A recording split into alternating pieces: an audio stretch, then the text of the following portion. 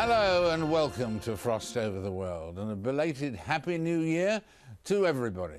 In today's programme we'll be joined by former Pakistani President Pervez Musharraf, who will be reflecting on a tumultuous week in Pakistan. The Estonian President will tell us why he's happy to join the somewhat ailing Eurozone. And we'll speak to the one and only Jerry Springer. But we start with the ever-deepening crisis in the Cote d'Ivoire, or the Ivory Coast, as many people know it better. This week, African leaders visited the West African nation to try and persuade the current president, Laurent Gbagbo, to step down from office peacefully. The international community, and particularly the African community, all agree that he lost November's presidential election to the opposition leader, Alassane Ouattara. Meanwhile, Mr. Ouattara remains behind a blockade at a hotel in the capital, Abidjan, and has called on his West African neighbours to remove Mr. Gbagbo by force if necessary. So, joining me from Nairobi is Kenyan Prime Minister Raila Odinga, who was in the Cote d'Ivoire earlier this week and is the African Union's representative to that country, so he certainly knows what he's talking about. Raila, can you give us your direct feeling of how serious the situation there is this week? Well, I can say that the situation in Cote d'Ivoire is very grave. Reason being that you don't have a functioning government. You've got two individuals who have both been sworn in as presidents, two prime ministers, and two cabinets. The people, of course, on the streets are fairly disillusioned. There's, of course, a lot of state propaganda which is being churned out.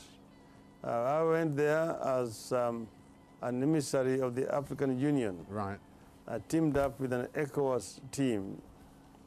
And I think that the situation in Cote d'Ivoire requires urgent resolution. And what form do you think that resolution could take? Do you think the first step is for President Gbagbo to leave power, to step down? Yes, that of course is the position of the African Union, yeah, and also that of the ECOWAS states, that there was an election and the Electoral Commission announced Mr. Ouattara as the winner with a majority of 54% against Mr. Gbagbo's 46%. So our position is that Mr. Gbagbo should cede power to Mr. Ouattara so that there can be a peaceful resolution to this crisis. This is what we did tell Mr. Gbagbo, and we also did tell Mr. Ouattara. However, we told Mr. Ouattara that he should be prepared to grant Mr. Gbagbo amnesty and provide him with security in the event that he agreed to hand over power.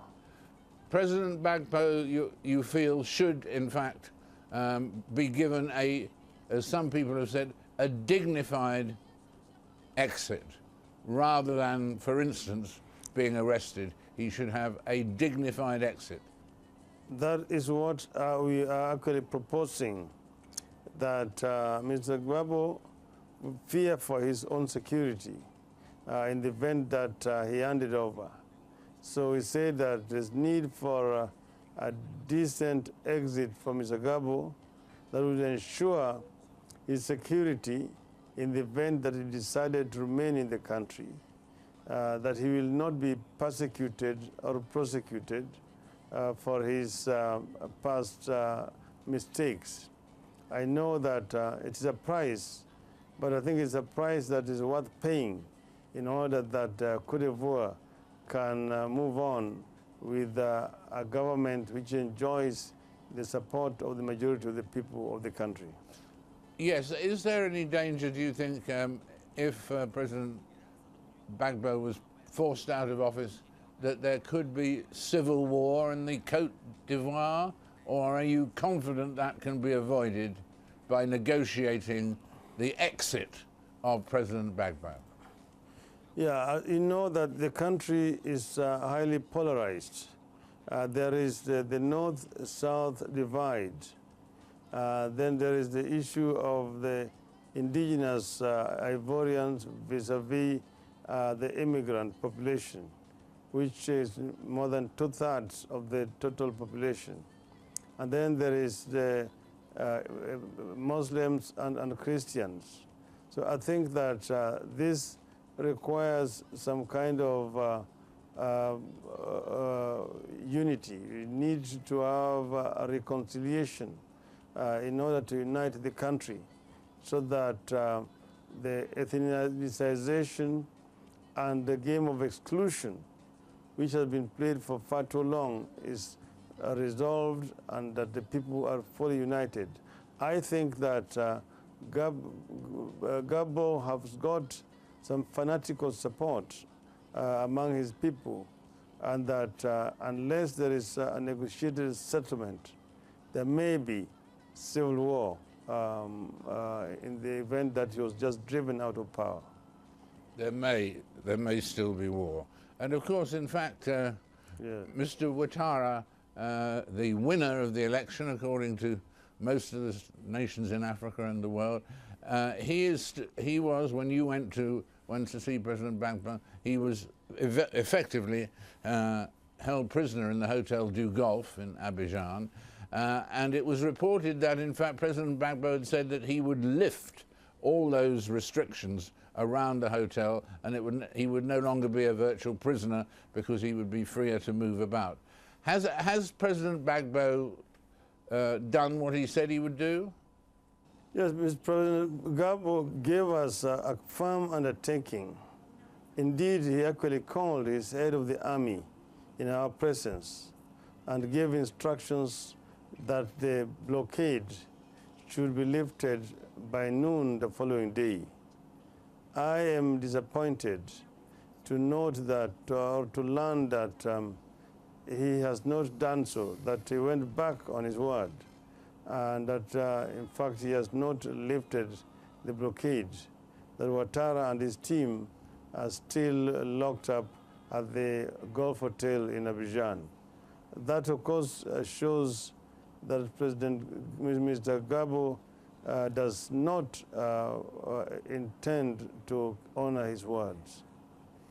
So that you cannot, in the end, Raila, you cannot in the end rule out the fact that there will be a need for force to remove President Gbagbo. We told Mr. Gbagbo that we would like to avoid the use of force, that force would be the last result if all the other efforts at peaceful resolution have been exhausted. Because, as you know, the use of force has got its price. There will be loss of lives, not only of soldiers, but also of innocent citizens. So we said we are trying to resolve the matter peacefully. However, both the ECOWAS and the African Union have stated clearly that use of legitimate force is an option which will be explored in the event that Mr. Gbagbo refuses to go peacefully. Back home in Kenya, Raila, we've had the ICC accusing 6 high-profile Kenyans of orchestrating post-election violence 3 years ago, and in fact, Chairman Kosgei has stepped down because of accusations of corruption and so on. What is the situation there? Is it a very unhappy situation? 3 supporters of yours were named, 3 supporters of the president's were named. What's going to happen next? I mean, is the country going to withdraw from the ICC or what? Well, no. There is no intention of the country to withdraw from the ICC. What has happened is that members of parliament some members, I would say, were unhappy that the names of their colleagues were mentioned among the accused persons by Mr. Ocampo, and that these individuals will be going to The Hague for trial. It is because of that that these MPs decided to sponsor a motion to recommend to the government to pull out of the ICC. But the government is a signatory, and the parliamentary resolution is just like a recommendation to the government, and the government is not bound to accept it. But I want to assure the rest of the world that it is not the intention of this government to pull out of ICC. Well, thank you very much indeed for joining us, and I guess we mustn't conclude without saying happy birthday today. Thank you very, very much. Thank you very much for your congratulations. And now Pakistan. Pakistan has once again been plunged into instability after another tumultuous week. The assassination of the governor of Punjab, Salman Taseer, a close ally of President Zardari, is alleged to have been carried out by one of his bodyguards in protest at his stand over the country's rather extreme blasphemy laws. His killing overshadowed the political crisis facing the government, controlled by the president's Pakistan People's Party. Earlier in the week, it lost its majority when one of its coalition partners, the MQM, deserted to join the opposition. Watching all this closely is former President Pervez Musharraf, who recently, of course, set up his own political party, which we talked about here, ready to re-enter Pakistan politics. And now he's joining me from Dubai right now at this moment in time. And we've heard more news in the last few minutes, President Musharraf, about the fact that the MQM, who took this amazing step, have now reversed that step and have rejoined the government, though maybe not the cabinet. But have you heard that, and what is your comment on these developments? Yes, that has happened. I have heard it. Well, these are political decisions which I think, as long as it is being taken in the interest of Pakistan, because Pakistan is in real turmoil at the moment, one expects that all political leaders take decisions, political decisions in the interest of Pakistan itself.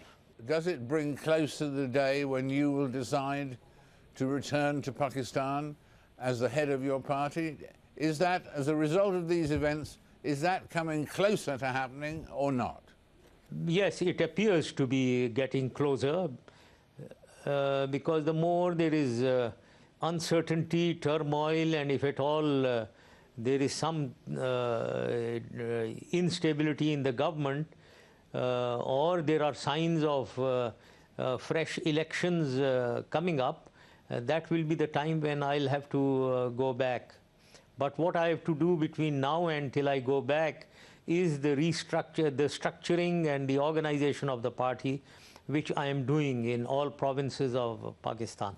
And that's one of the reasons why you're in Dubai at the moment, is that you're meeting with potential supporters there, are you? Yes, yes, indeed. A lot of people are coming to Pakistan, and I feel encouraged by that. A lot of people from all the provinces have come. More are going to come when I have to go for a lecture to Vancouver on the 19th of this month. But then I intend coming back here in February, and there are many people more expected to come. And after the events of the past week, including the assassination of the governor of the Punjab, in this particular situation, do you think there will be pressure from within the army or outside the army for the army to become more involved in politics again? Or do you think that would be a backward step? No, I don't think army is going to get involved in politics. I don't think so at all. Under the environment, the army's involvement will not solve problems. We have to solve these problems politically and democratically. And that is what I feel. Why I have joined politics exactly is this, that we have to create an alternative in Pakistan which appears to be more viable within Pakistan and outside Pakistan. An alternative which knows how to deliver to Pakistan, which knows how to take Pakistan out of its turmoil. Going back to the military and the military coming into politics to solve problems will not be the correct way at this moment. That's very clear. And at this particular moment in time, what about the role of Nawaz Sharif? You were quoted as calling him closet Taliban the other day. Do you feel he has no part to play in the democratic future of Pakistan? Well, I personally feel, I call him a closet Taliban, because I think he has links with extremists, and it is the extremists who are causing all this turmoil now at this moment, the domestic extremists. Even in this case, the assassination of the governor, there are a lot of aspersions being cast that maybe this is a political assassination. I don't know. One has to investigate and get to the roots of the issue. So much so that when this man who killed, this assassin who killed the governor, was brought into the courts, there were few lawyers who showered rose petals on him. It is said, it is being accused that these were PML-N supporters who were doing this. So I feel Nawaz Sharif uses opportunities, misuses, I would say, opportunities, misuses extremism for his own political leverage, unfortunately, not caring that it is going against the interest of the state. That is what he doesn't understand. So therefore, I personally feel it will be a great mistake for the people of Pakistan to bring him into power in any form. And are you sort of satisfied that the president today, President Zardari, is doing as good a job as is possible in these circumstances? Well, from the condition of Pakistan, condition of the state, and the condition of the people of Pakistan, I don't feel satisfied at all. I think the responsibility of a leader or a government basically is for the people. The uplift of the people, the welfare, the progress of the people, and the development of the state. Unfortunately, none of these is happening. So therefore, one is not satisfied at all. And on the issue of terrorism and extremism, yes, I think the government is trying to fight terrorism and extremism. But I personally feel one area which needs focus is extremism within our society. While we are talking a lot about Al-Qaeda and Taliban and taking action, the military is acting, the second line forces are acting, but extremism from within the society, like the kind of this person assassinating the governor in cold blood, are things which we need to get to the root of and eradicate.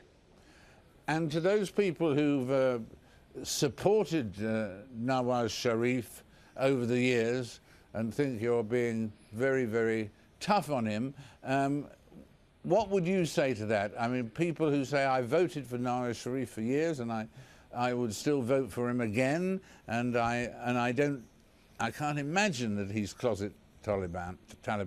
Now, in that circumstance, what would you say in response to that? You know, David, I'm following events in Pakistan. His party, the PML-N, has become a totally regional party now. In the three provinces, smaller provinces, that is Sindh, Frontier Province, and Balochistan, he has no support at all, almost negligible. In Punjab also, which is supposed to be his stronghold, in South Punjab, he has lost all support. So he is only focused in central Punjab and North Punjab, especially in central Punjab. So it's a regional party that he has. And may I also say, because of the misgovernance that is being done even in Punjab. People have got disillusioned from him, and I am reasonably sure that he doesn't enjoy that kind of support that he enjoyed maybe a year and a half back. Well, thank you very much indeed for talking these through. At the end of this tumultuous week, do you think Pakistan is a stronger country or a weaker one at the end of this tumultuous week? No, I think it's weaker. It is weaker. But may I, if I am allowed to comment on this issue of the assassination of the governor, I would like to say that the world and people of Pakistan, there is such, we need to take a very mature and balanced view of everything. We shouldn't be too overly excited about it and cause turmoil within our country. One has to establish certain principles, David, and that is the principle of the blasphemy law itself. Now, one has to be clear that as far as Pakistan, the Muslims of Pakistan especially, and the Muslims all around the world, consider any desecration of the Holy Quran or any blasphemous act against our Prophet very, very seriously. We are extremely sensitive about it. Therefore, the blasphemy law itself has to remain. It is there. And also, lastly, that nobody has a right at all to kill anyone. In Islam, killing any individual is absolutely un-Islamic. And also that the execution of punishment in Islam, speaking purely from Islamic point of view, execution of punishment is the responsibility of the state and not at all the responsibility of an individual. Therefore, I strongly condemn the killing of the governor, and I think this is a terrorist act and must be dealt with in the strongest terms, because it is un-Islamic from all points of view. Thank you very much. And here the government has to ensure its writ, otherwise the writ of the government gets compromised. Thank you very much indeed for joining us. As usual, we welcome your participation, and we will be waiting to see people's reaction to the points that you've made today. And we really thank you very much for joining us. All the best. Thank you. Thank you. Our thanks there to Pervez Musharraf. And of course, we're very keen to hear the response of Nawaz Sharif to what he had to say there, if he'd like to make that response next week. After the break, we'll speak to the President of Estonia, the newest country to join the Eurozone, plus the king of controversy, Jerry Springer. We'll be right back.